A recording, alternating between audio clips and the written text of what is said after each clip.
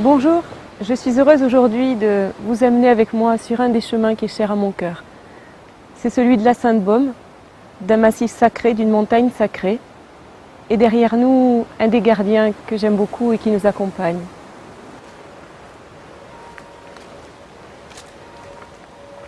Après la rencontre avec le gardien, je vais t'amener près d'une fontaine qui se trouve juste derrière le bosquet. C'est une fontaine avec une eau très pure, une fontaine en pierre. Et on pourra s'y purifier si tu veux, avant de monter vers la grotte. Il y a même les cloches qui nous accompagnent.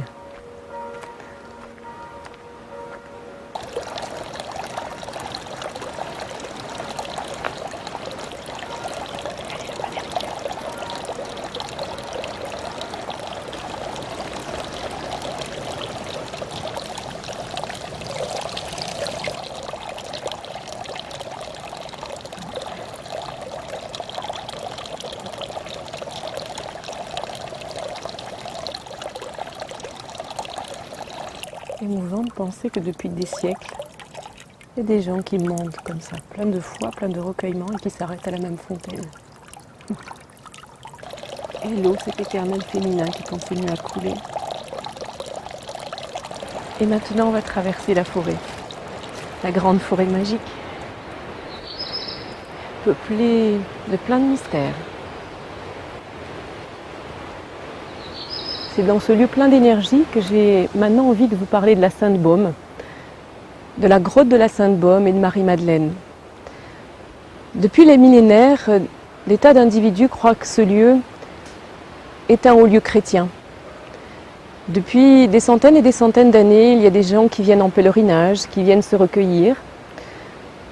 En fait, ce site est beaucoup plus ancien. De Marseillais disent, dans des textes vraiment très très reculés, disent que c'est une montagne sacrée, que c'est un bois sacré. Et il faut remonter comme cela il y a très longtemps. Il y a à peu près 2600 ans, quand les Phocéens ont construit Marseille, ils ont probablement ramené avec eux le culte d'une déesse, Artémis d'Éphèse.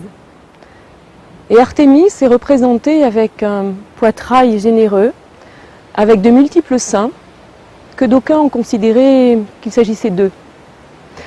Et en effet, on s'est rendu compte qu'elle portait sur la poitrine un collier fait d'œufs d'autruche qui symbolisait la fertilité. Alors, depuis des centaines d'années, des individus viennent ici, des plus notables, des personnages connus de l'histoire ou de la religion.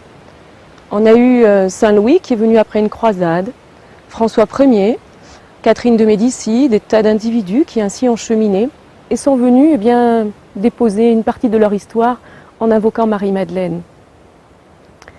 Et ce qui me parle en ce lieu, c'est de remonter donc il y a très très longtemps, au niveau de cette déesse qui a imprégné les lieux et le mystère de ces lieux.